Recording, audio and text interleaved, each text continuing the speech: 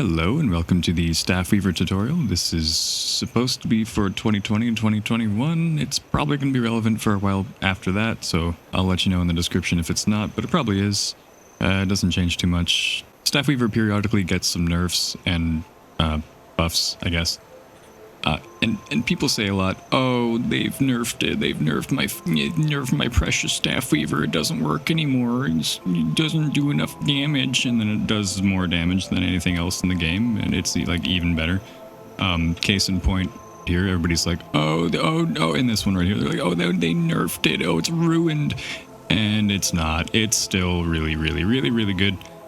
So basically, my first word of advice here, don't pay attention to what 90% of people say on the forums about Staff Weaver. They're probably wrong. Yeah, Staff Weaver is great. So let's take a look at how you can have fun playing Staff Weaver. You obviously want to start off with a good build. You can change this build, again, however you like. I say this about any build that I make. You might want to make some adjustments, but for Glass Staff Weaver, you probably don't want to make as many. In fact, you might not want to make any adjustments just for this particular build, because I'm convinced that this is the way to play it. You might want to take Fresh Air. You might want to run a little bit of Marauder, you know, maybe just a little bit of Marauder, you know, just for the armor or something. Maybe even run full Marauder. I prefer to play this with the Eagle Rune. Some of you might want to play it with the Scholar Rune, which we can look at here. And the reason I prefer to use the Eagle Rune is because I can run just full Zerg. I don't need to run any Assassin's pieces for the extra precision, because the Eagle Rune is going to give me that precision back. It's going to give me a 10% damage buff whenever the target is under 50% health, which is really useful for the role that you're playing in Zerg, because your role as a Staff Weaver is basically to just get people down and then make sure that they stay down. Whereas with Scholar Rune, you're only going to get that 5% buff when your health is above 90%. You do have extra power, but like precision and ferocity both increase your DPS. Power and ferocity both increase your DPS.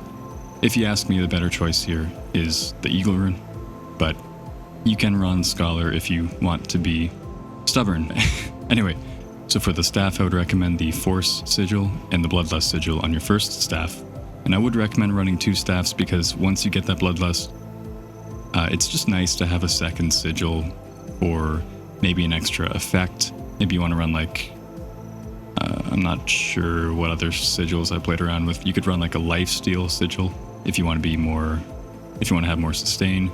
You could run what I run, which is the impact sigil for even more damage.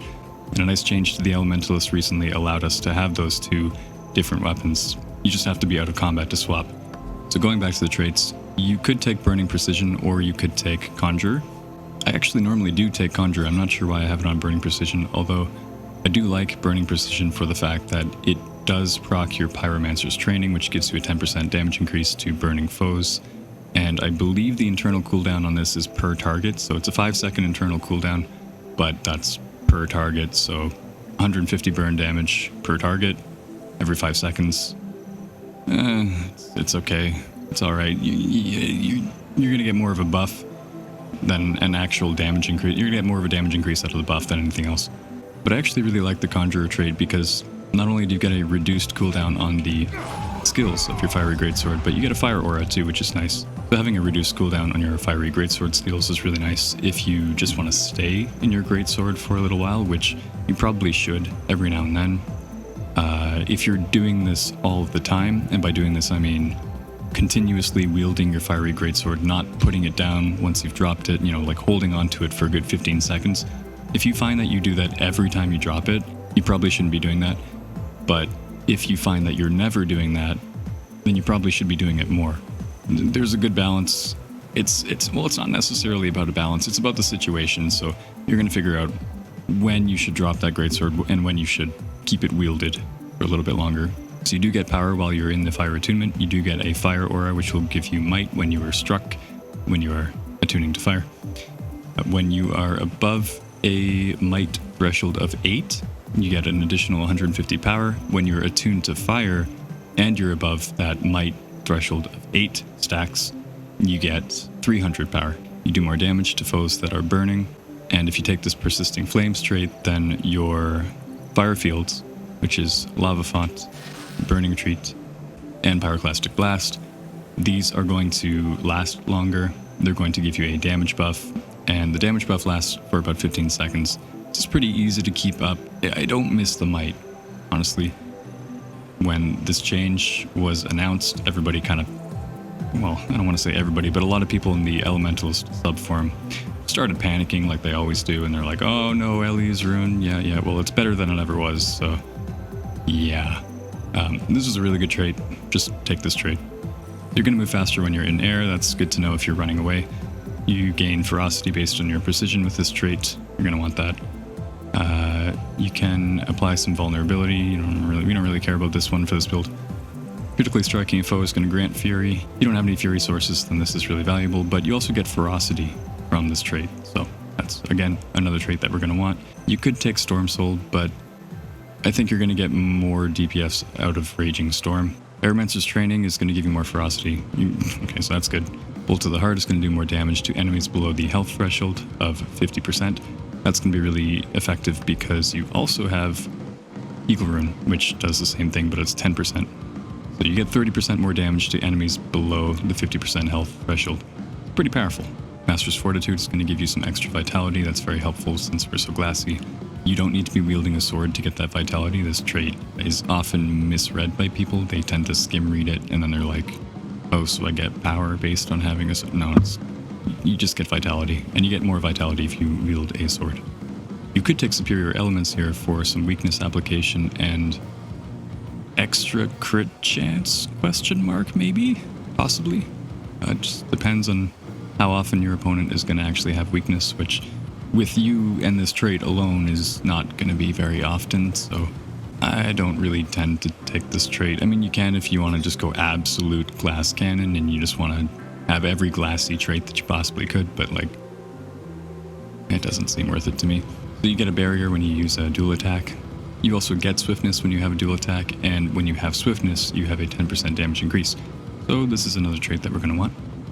You can get some power, healing power, ferocity, or vitality based on your attunement, and this does apply to both of your active attunements. So if you're in fire and air, you have gained power and ferocity. So for example, if you are fireballing a cannon or some piece of siege, and you can only hit it with fireball, you probably want to do this in secondary air, primary fire.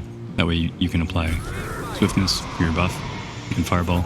You've got the power and the ferocity boost from that trait, and then when you're about to kill it, if you really want to maximize it, you can fully attune for Elements of Rage, which is the next trait. You gain 10% damage when you fully attune to an element, and you also gain precision based on your vitality. As far as the heals go, the aquatic stance is good for your group, not very good for you. You don't actually have any healing power with this build, so the only reason you would take this is if you really just want to add those little 300 heals every time you know, because you pop this and then you hit something far away, and then it's going to heal AoE around the target for a pretty small amount. 600 with 0 healing power, roughly, I think. You could do that if you have good support around you. I wouldn't really recommend it generally. I've seen some people use the glyph. This is not a bad choice, but it's not as good as Ether Renewal, in my opinion. This will heal you for about 5,300, which is not bad. And it's going to remove 8 conditions if you have a condition on you every time it pulses. So it's very useful in the current meta, and it's just a good heal skill. You obviously can't go without Lightning Flash. You need Lightning Flash if you want to survive. If you're not taking Lightning Flash and you're running Staff Weaver, what are you doing? You need Lightning Flash. I mean, you can run without Lightning Flash, but have fun dying. You're gonna die a lot. Okay, so so there's that. You should take Lightning Flash. I would recommend you take Firestorm because I'm pretty sure it's the best utility for DPS right now. It used to be Arcane Wave, but yeah, take a look at how much damage Arcane Wave does. Oh my goodness, what 1,000, holy oh my, does disgustingly high damage. Whoa, this guy's not gonna leave me alone now. Go away. Alright, so that's why you take the Firestorm. Glyph, nope, the Glyph. The whatever storm. Maybe it's a lightning storm today. So you do normally want to cast it as a firestorm. You can cast it as a sandstorm in the earth attunement, because this is good for applying blind. That's going to actually support your group if you cast that. The water ice storm is going to chill them. So that's, again, good for your group. And that's actually pretty good DPS too, that storm. And Lightning Storm is your highest fast DPS. It's going to do the most DPS in a short period of time.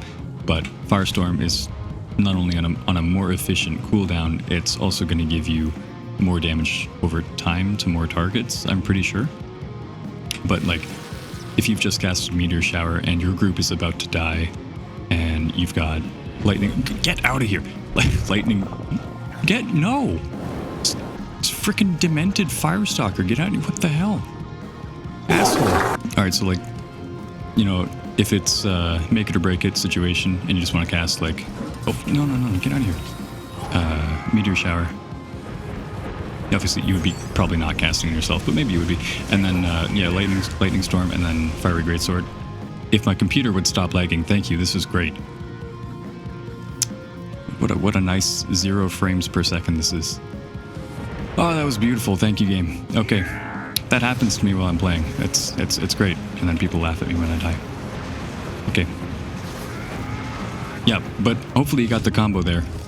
So it's Meteor Shower, Lightning Storm, and then you drop your Greatsword and just cleave the shit out of them. Use your Greatsword 5, your Greatsword 3, cleave. Maybe you can even do a little Lightning Flash in there.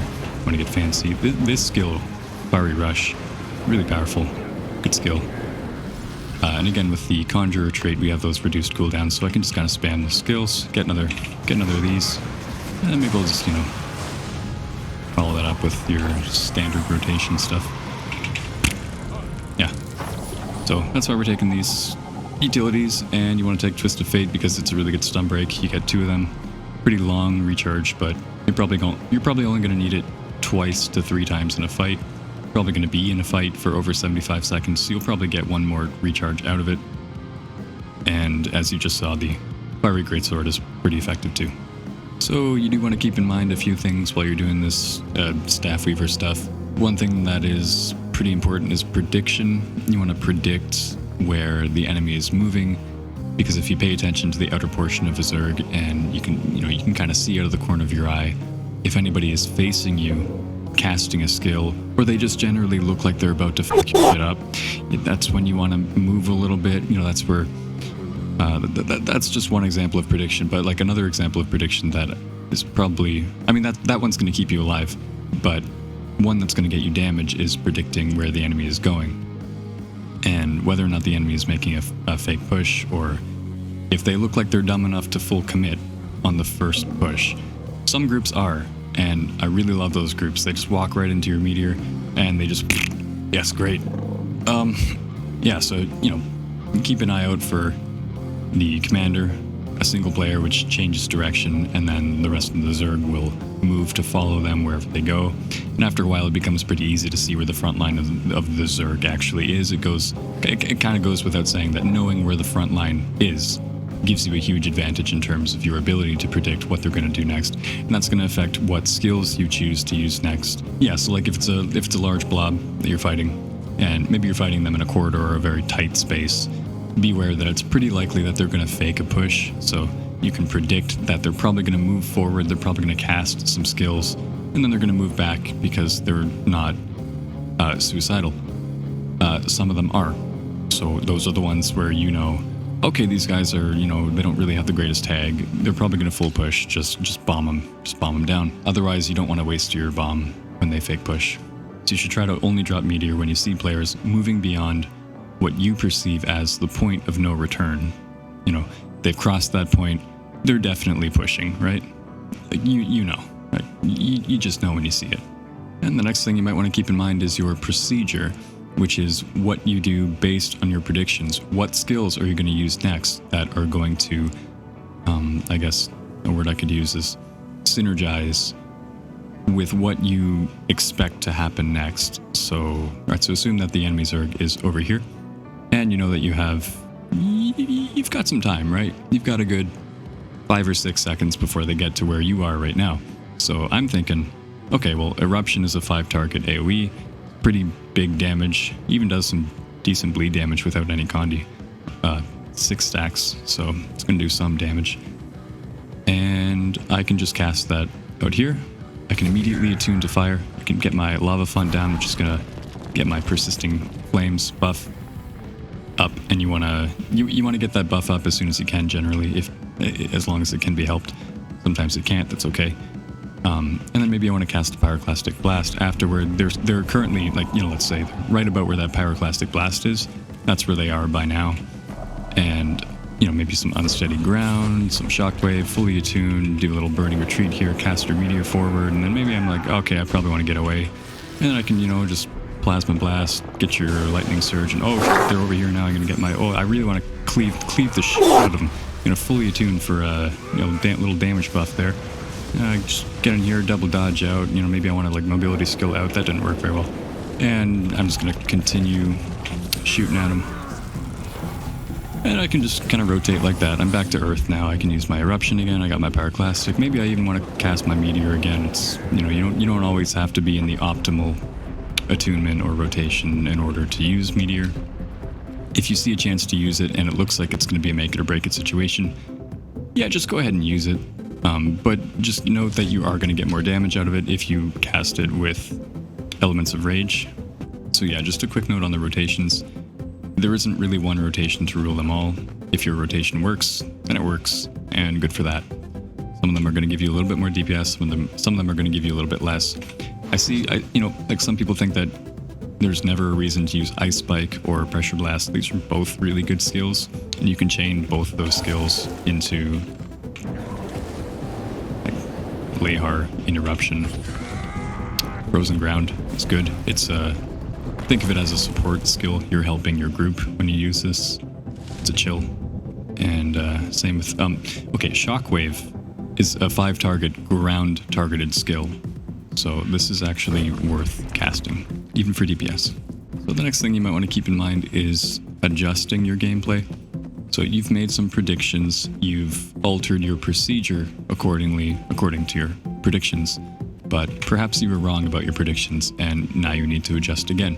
Or maybe you were right, but what are you going to do if it hits the fan? So to ensure a smooth adjustment when things don't go as expected, try to keep at least one mobility skill off cooldown. An example, that is Burning Retreat, Lightning Flash, and even Twist of Fate and your dodges. So like I can just... Okay, there we go, and we're out. You know, probably safe now, right? Another useful technique you can use is to backcast. So I got this whiptail over here. I'm gonna click with my left mouse button, and I'm gonna move around with my mouse. And while I'm holding the W key, I'm just gonna backcast.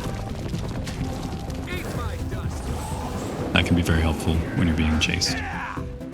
Another thing that you probably want to keep in mind is your ground targeting skills. So imagine that this forest boar right here has become a firebrand and he's casted his reflect bubble. So I can hit him with Lava Font, Static, Eruption, Firestorm, Burning Retreat, what is this? Ice Spike, Lehar, Unsteady Ground, Shockwave, Lava Font, Frozen, whatever. And then I'll start casting my ranged. And then I'm back to my ground targeting. And then I'm back to my ground targeting. Meteor Shower is a ground target as well. So that's another advantage of the Staff Weaver. You don't really need to care so much about projectile block and projectile hate. You do if you're casting Fireball. And if you're casting Fireball and it's being reflected, you can just stow your weapon. You might have to spam that key until it actually works. Sometimes it doesn't work. So, stow weapon. There we go. Okay. And that is... Where's that? Stow, draw, weapons. Oh, and while we're here, turn on... What is it called? What is it? Where are you? I like to have skill retargeting on for roaming, just as a node here, and lock ground target at maximum skill range. So if I take that off, I can move this lava font way out of my range. Why would I even want to do that, right? So if I just lock it, then I'm always going to have this castable as long as I'm on level ground. It's very useful. By now you've probably figured out that the Burning Retreat, Meteor Shower, Lightning Flash combo is a good one. The trick to it is to cast Burning Retreat first, then Meteor Shower. And it's easy to think that you're doing that already and it just isn't working. But no, it's you. You're doing it. You're doing it wrong. I had the same problem when I started. I don't even know why. Like, because you feel like you're doing it right, but no, you're not. You have to click Burning Retreat first, wait like a millisecond or however long, whatever, and then cast Meteor Shower. You see left click, Burning Retreat, cast Meteor Shower with your left hand, you click the 5. And then with your right hand, you left click, and then you can Lightning Flash. Pretty self-explanatory for the Lightning Flash. And yeah, that's a really good combo. Things you can do if you're going down often or faster than the rest of your group. Number 1, just focus better. Consider that it might just be your mindset. Just relax and remember that it's just a game. However, that shouldn't stop you from kicking ass. Number 2, use holographic super cakes or bowl of Orion truffle and meat stew. These are both going to give you some good endurance regeneration, and the holographic super cake will give you some health, which makes up for your incoming retaliation damage. Otherwise, I'd recommend you use the Dragon's Breath buns and the potent superior sharpening stones. The third thing that you can do is you could change your stats. You could, like, for example, just go half Marauder. I know they're taking over my keep while I'm doing this, but whatever. So you could just go like half Marauder or even full Marauder if you feel it's absolutely necessary. But just keep in mind that Marauder stats, in my view, are training wheels. And you probably don't want to have training wheels forever. So at some point you should have a set of full Zerg and just take the training wheels off. So yeah, that's pretty much it for how to play Staff Weaver in this current meta. I'm Canadian, get over it. I don't know how to sing.